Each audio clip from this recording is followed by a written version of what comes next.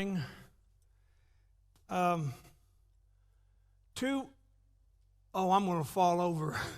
I'm going to fall over dead right here. Sandra made it. That wasn't very nice, was it?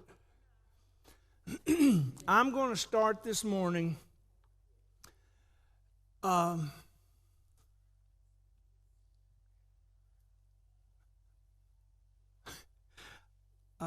two weeks ago, we had a discussion about sexuality in our society in Babylon. You know, we've been calling it Babylon, but in our society and in our culture here, we had a lesson on sexuality, and somebody a person watched the video that we put on our website, Facebook website, whichever, I don't understand.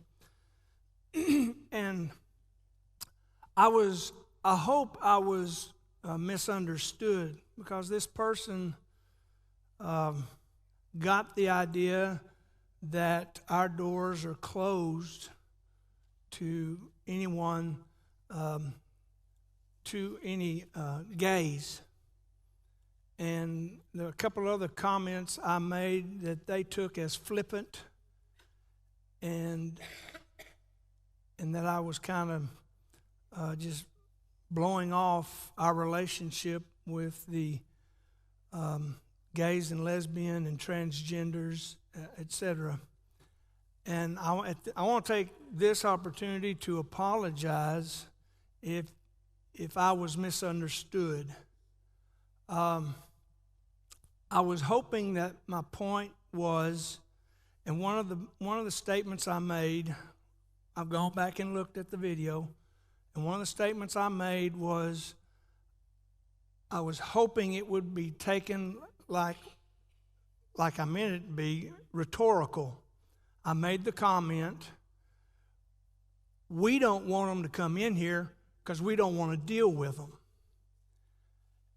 And I meant it to be, that's how we used to be. That we just don't want to deal with the conflict of dealing with these kind of situations. And that's the farthest from the truth that I wanted the point to be.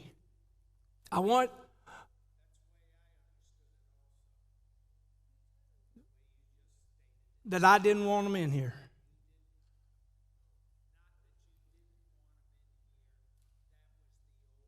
Okay, thank you.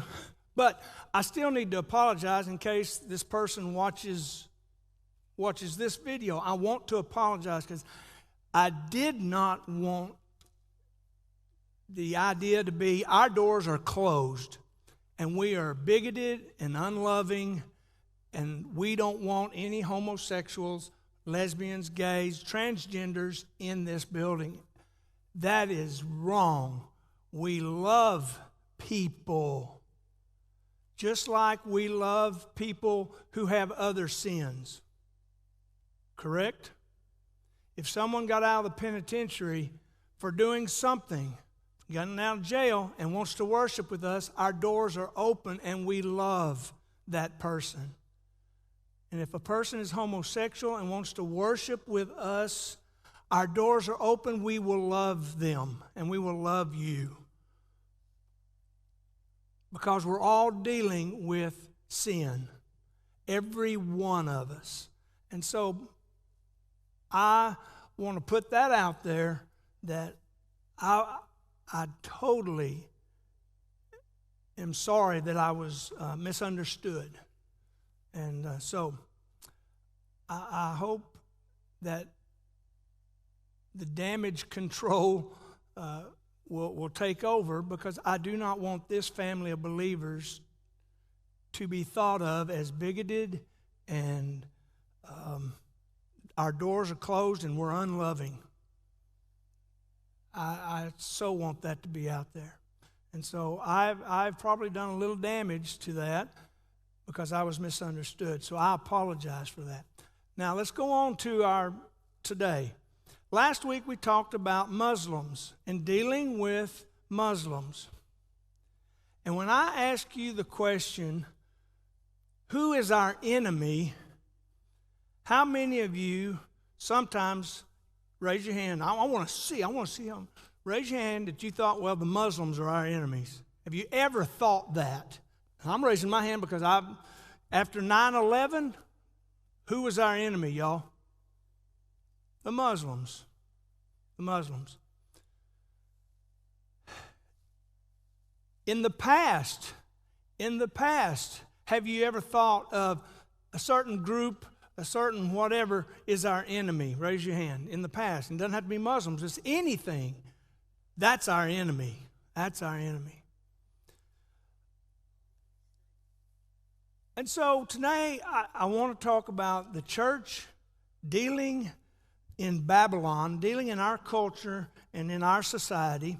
Who is our enemy? Well, class is over. We're done. Well, let's look at it.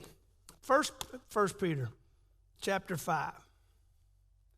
We all know this scripture. And the reason I want to cover this today is anytime when you're out dealing with life out in Babylon, when you're living your life and circumstances happen to you, and you start thinking evil towards somebody, towards some entity, towards something.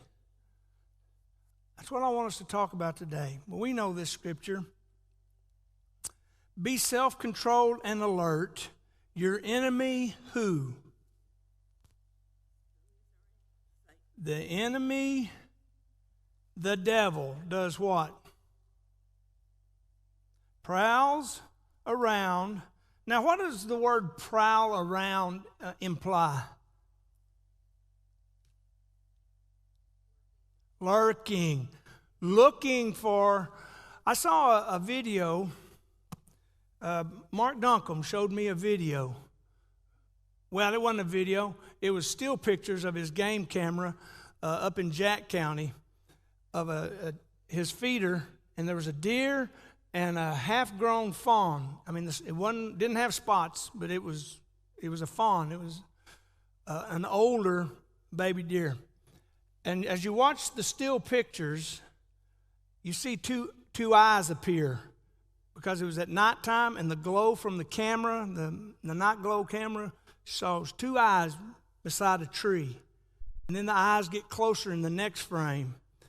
And then the little deer picks a leg up to scratch itself or to groom itself. And the next picture, a huge bobcat has that fawn on the ground. And that's so what this is saying here. The devil prowls around. His little eyes show up, and he's looking at you, and he's waiting to pounce. And he's waiting to pounce like a roaring lion, looking for someone to devour. Now, this is symbolism about a lion taking down a prey. How does Satan grab us and devour us? At our most vulnerable, Cheryl says. That's what Satan's waiting on. In our weaknesses. Oh, yeah. The certain things that we like, Sandra says. And that's exactly my point. It's been my point for many, many years. Satan is not going to attack me where I'm strong. He's not going to attack you where you're strong, is he? No, that's dumb. That's stupid, isn't it? He's going to attack you where you're the weakest. Whatever your sin is, or the sins that you have, and the temptations you're fighting, guess what Satan's going to continue to put in front of you? Those things. But the things that I have no trouble saying no to, he doesn't even worry about putting that stuff in front of me. No, he puts the stuff in front of me. Craig, take a step here. Go here. And those are the things I really fight for. Roxy.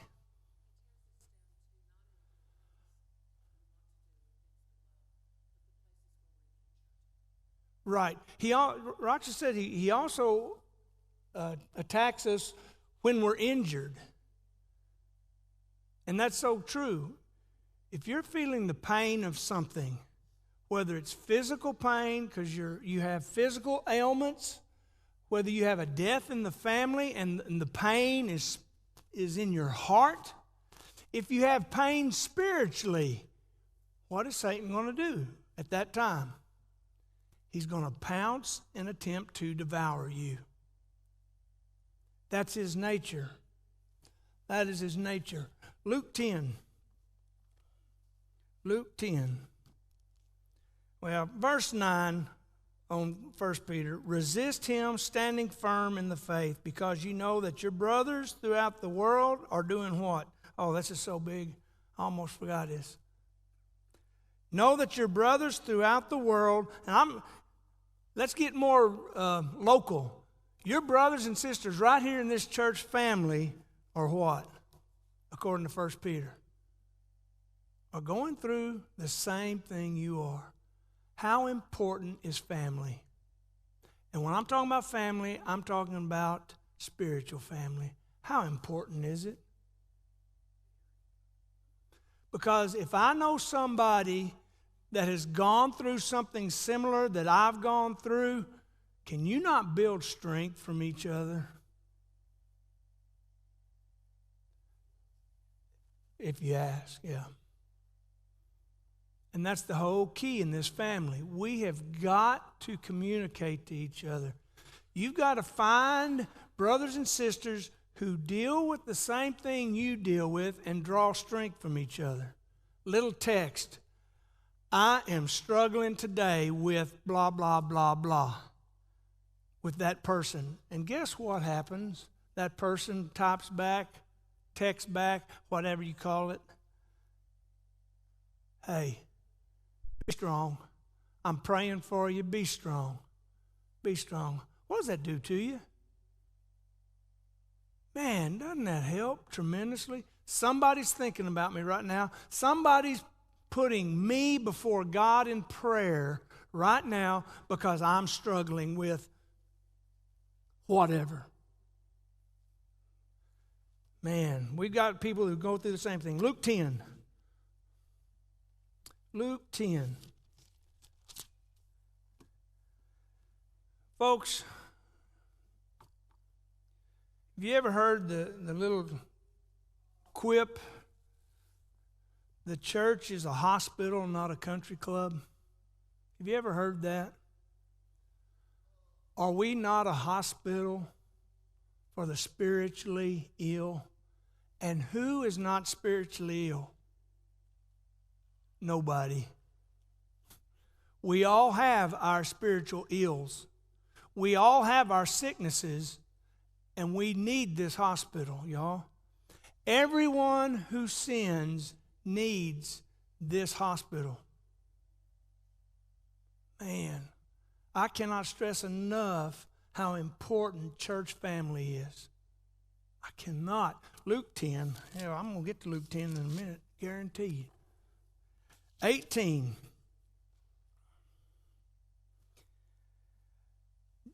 Jesus replied, well, from 17, the 72 returned with joy and said, Lord, they were surprised, even the demons submit to us in your name. And Jesus said, well, this is why.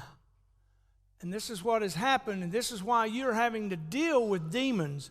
Now, we can go way off into a study, and I did probably 10, 15 years ago, I did a study on angels and demons here. We may have to revisit that sometime. I don't know, y'all may not want it, since y'all know I'm pretty far out there sometimes. Right, Tonroy? Oh, I said your name, didn't I? I saw Satan fall like lightning from heaven. I have given you authority to trample on snakes and scorpions and overcome all the power of the enemy. Nothing will harm you. So who's the enemy from these two? Satan's the enemy. I mean, we've already established that point. But I point out, Satan has been cast down, and in Revelation says to the earth, to have dominion in the earth. Satan is here for one purpose, y'all, and that's to grab God's creation and have God's creation turn from God. That's his whole purpose. Because he's already been sentenced to his death, and he wants to take as many of us with him as he can, in any way he can. So when we get caught up in our squabbles today, and we start thinking ill of other people, and we're seeing horrible things happen in our society around us, in Babylon around us, our first thought should be, this is Satan's work. This is the evil one's work here on earth. How many times have you heard people say, why? Oh, man. Y'all think I'm crazy, right? That was a yellow jacket just flew by. I was going to try to get it, but he was too fast. Or I'm too slow. Yeah, wait till you watch that video now. I know it. I started to grab my hat, but I didn't have my hat on. So, where was I? See, nobody's following me right now anyway. How many times have you heard someone say, a loving God wouldn't let this happen? Why would God let this happen? How many times have you heard that in your life? Somehow, some way, in God's plan, he allows these things to happen. And as you study with people and as you talk with people, you got to remind them of the book of Job. And now here's one of those places where I get out there, and I'm just going to go there. So Bart, be ready. Here I go. I'm going out there. Okay. In Job, what did Satan do? He went and had conference with God, didn't he? And he said, see your servant Job? Let me at him. In essence, that's what he said, right? Let me at him. And God said, you can do anything to him but harm him. So, does God let some of these things happen? Yes, it's part of his plan. I don't understand it. Sometimes I don't like it, but that's okay. It's still part of his plan, and I have to understand that. So Satan was given permission to attack Job. And how did he attack Job at first?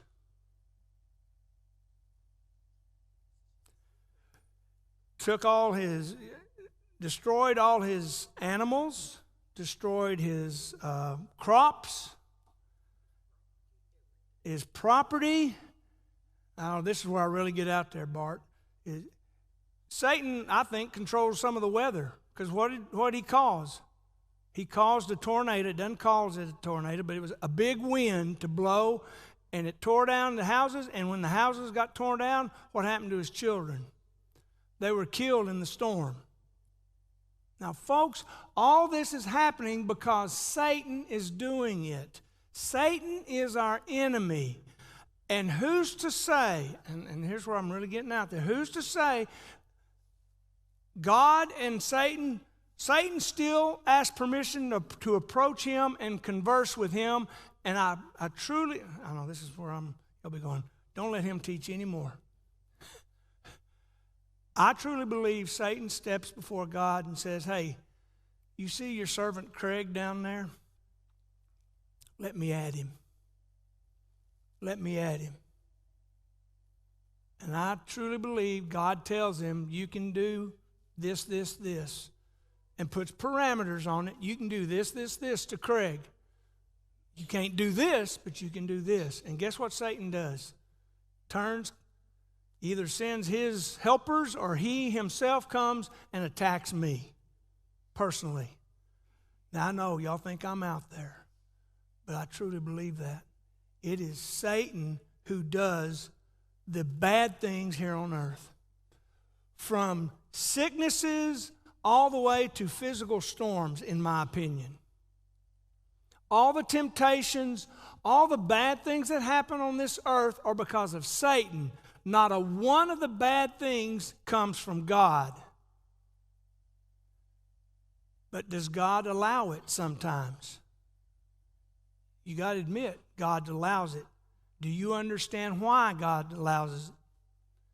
I don't. I just say it's part of His plan. I don't like it, but it's part of His plan for me. And I think He's got a plan for you also. And He's going to allow Satan certain parameters to attack you. Between these two things, you can do to Bart. You can do to Sandra. You can do to Kyle. You can do this much to try to get him or to get her. Satan is the one we need to be fighting, not other people. We are a people of love. Let's go to Romans chapter 5.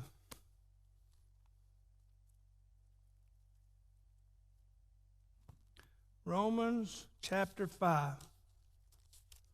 Mark, I need to talk to you before worship service, all right? I'll forget. Romans chapter 5, verse 10. For if, when we were God's enemies, we were reconciled to Him through the death of His Son, how much more, having been reconciled, shall we be saved through His life?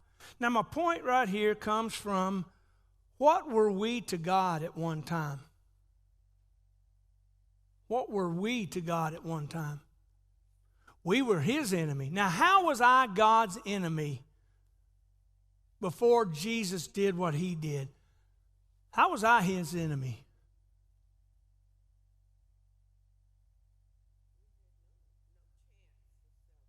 We had no chance of salvation. How else were we an enemy to God before Christ?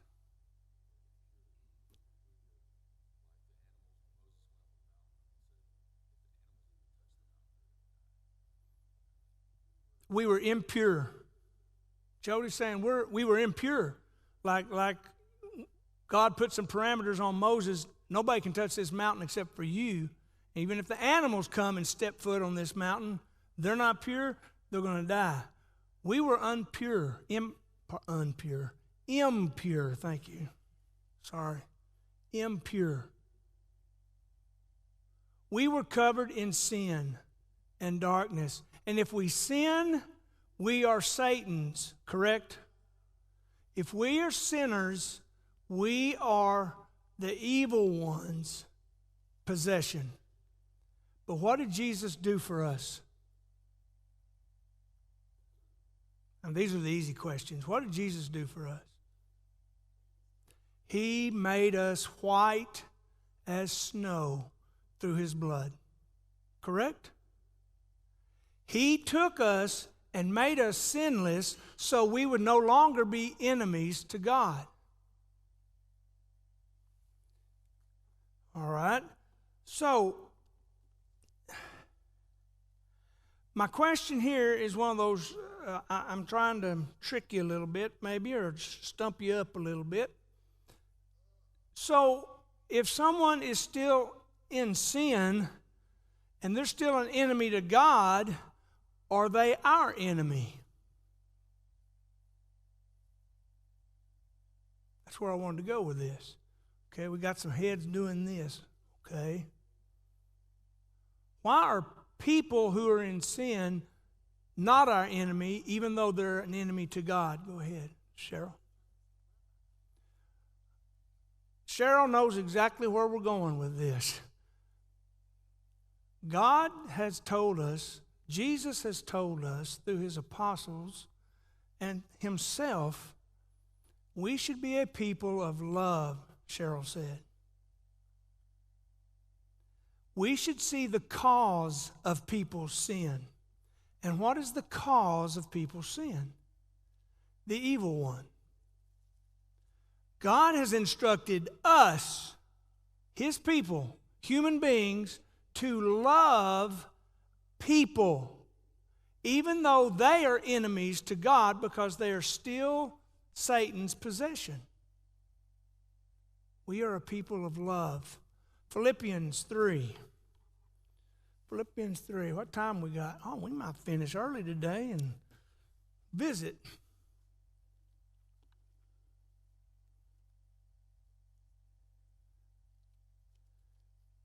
Do you ever think, while we're looking this up, do you ever think in past tense and think of yourself, hey, I used to be God's enemy? Does that ever cross your mind? And what goes with that is then the thought, man, I'm so thankful for Jesus Christ. Every time I'm tempted with the things that have caused me to sin in my past, every time I'm confronted with those kind of things, and I stand strong with the help of my friends who have gone through the same thing I have, and prayers from other people, and the Holy Spirit in me, and every time that I defeat that temptation, I think about where I used to be to where I am now. And I am so thankful for Jesus Christ. I am so thankful for Jesus Christ because of where I would still be without him. And we're at Philippians chapter 3. For as I have often told you before now, and say again, even with crying, even with tears. I'm going to pause right there. I'm going to put my finger right there. Paul is talking to the Philippians, and how deep emotionally and spiritually does this statement he's making tear him up? That's pretty, to tears. Have you ever come to tears discussing something with someone because spiritually you're just so moved? Many live as enemies of the cross of Christ. Their destiny is destruction. Their God is their stomach, and their glory is in their shame. All because their mind is on what? Earthly things. When I can transform myself into a person who constantly thinks not of earthly things, but of spiritual things, I've come closer. And do you ever come to tears thinking of someone who is living in sin and doesn't want to change? Does it bring you to tears because they remain as enemies of God? Not my enemy, but enemies of God, because they will not step out of their sin-filled life into a life of forgiveness and grace through Jesus Christ. Folks, I need to get to the point where I come to tears thinking about it. Thinking about my friends, my family, blood family members who don't know. And I'm going to confess right now, I don't come to tears. It's easier for me to say, well, that's the way they want to be. And it doesn't bring me to tears. In your prayers, do tears come Do you pray so fervently? Hey, when I'm asking you, I'm asking myself, all right? I'm the chief of those that can't do this.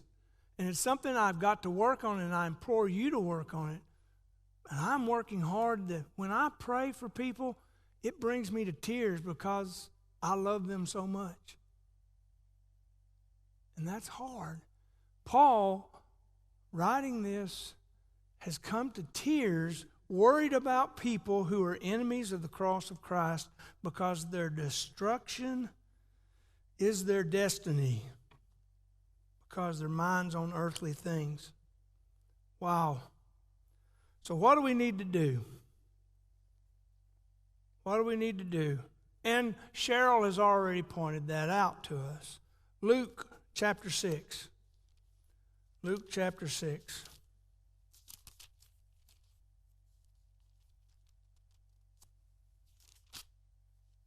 So what is the church? What are you and I supposed to do about this? What are we supposed to do about this? Luke chapter 6, starting in verse 27. Now, mine's red letter edition. I always point this out.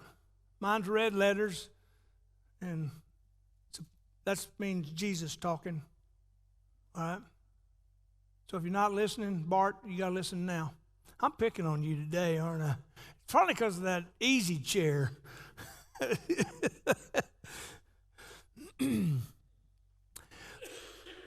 But I tell you who hear me, love your enemies, do good to those who hate you, bless those who talk bad about you, and those who call down curses on you. Pray for those who mistreat you. Does it bring you to tears when people mistreat you? Not because you're wallowing in your self-pity, but do you cry for them because they belong to Satan because they're mistreating you? Satan is causing them to mistreat you, and do you pray for them? Do you pray for them with tears? If someone strikes you on the cheek, then stand back up, turn to the other side, and say, hey, you missed this side. Maybe not. You don't say you missed that side. That's not. Don't be a smarty britches. That was my attempt at humor. Sorry. If someone strikes you on one cheek, if the person wants to, let them strike you again a second time. That's what that's saying, right? Wow. If someone takes something of yours, in this case, Jesus says your coat. If someone takes something of yours, Jesus says, if someone takes your cloak, don't stop him from taking also your shirt. If someone takes something from you and they want something else, it's okay. Give to everyone who asks you, and if anyone takes what belongs to you, do not demand it back. Do to others as you would have them do to you. I'm going to pause right here because we're going to keep going. But thinking about this, someone taking stuff from you. It sounds like Jesus is asking us to be a doormat. What do you think about that? A pansy, a pushover, a weakling. What do you think about these verses I've just read? Because it sounds like to me Jesus is asking me to be a doormat.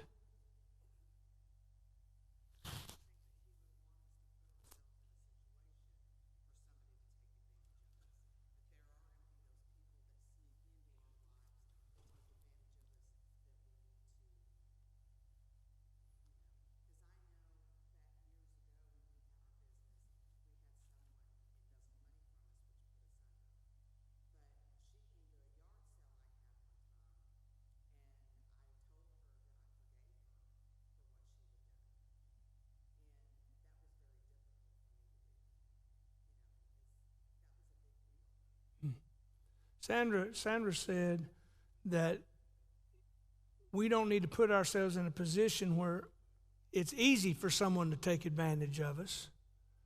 But if someone sneaks back into our lives and does things, then be forgiving. Be forgiving when they do it. Anybody else?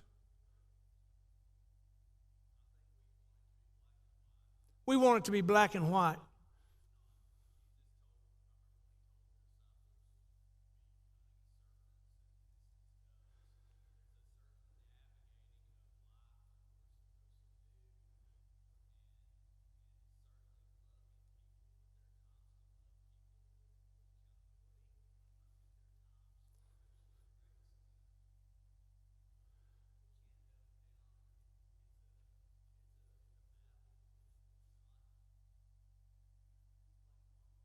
Right.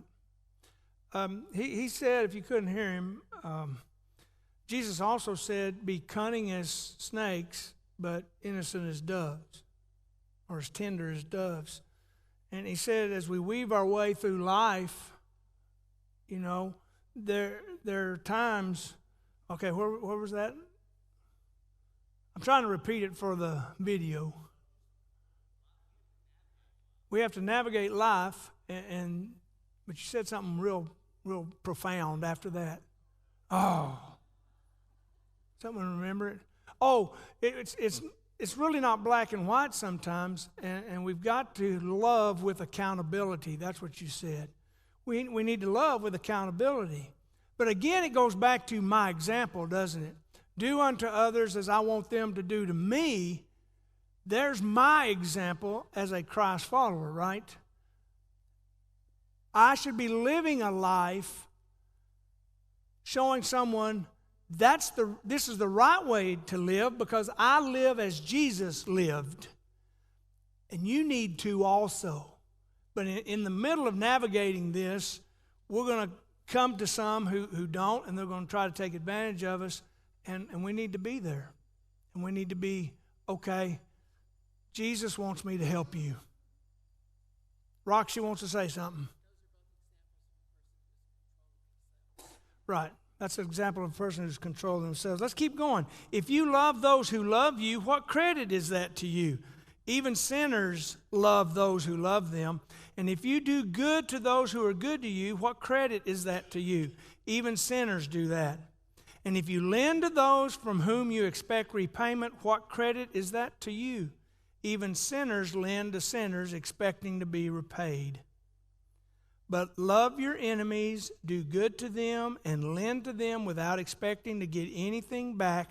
Then your reward will be great, and you will be sons of the Most High, because He is kind to the ungrateful and the wicked. Be merciful, just as your Father is merciful. Is that not the way we should live? Because it says right there, that's the way Jesus lived. And we must live as Jesus lived. We need to love people. We need to hate the evil one. One more, Romans 12. Romans 12. Excuse me. I'm getting choked up. A frog. I tilled my garden yesterday, and those little toads kept coming up. So one of them didn't like me tossing him out in the pasture, so I think he's coming back in my throat. Romans 12. So I found out where they're hiding now. They're hiding in the loose dirt in my garden. It's where they burrow up for the wintertime. Romans 12, and I start in verse 14. Bless those who persecute you. Bless, do not curse. Paul is talking to the Romans. Where do you think he got this message? Straight from Jesus, don't you think? Because it sounds like what Jesus said. Rejoice with those who rejoice, mourn with those who mourn. Live in harmony with one another. Do not be proud, but be willing to associate with people of low position. Do not be conceited. Do not repay evil for evil, Be careful to do what is right in the eyes of everybody. If it is possible, as far as it depends on you, live at peace with everyone. Do not take revenge, my friends, but leave room for God to take care of it. For it is written, it is mine to avenge, I will repay, says the Lord. On the contrary, if your enemy is hungry, feed him. If he's thirsty, give him something to drink. In doing this, you will heap burning coals on his head. Do not be overcome by evil, because that's what the evil one wants you to do, but overcome the evil by doing what? Good. Who's our enemy, folks? Satan. Who's not our enemy? All human beings are not our enemies. We are to love all.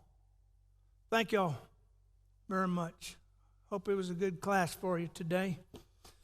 Next time, we're going to talk about being offensive, being offended. Because is that not a big thing in our society today? You've offended me.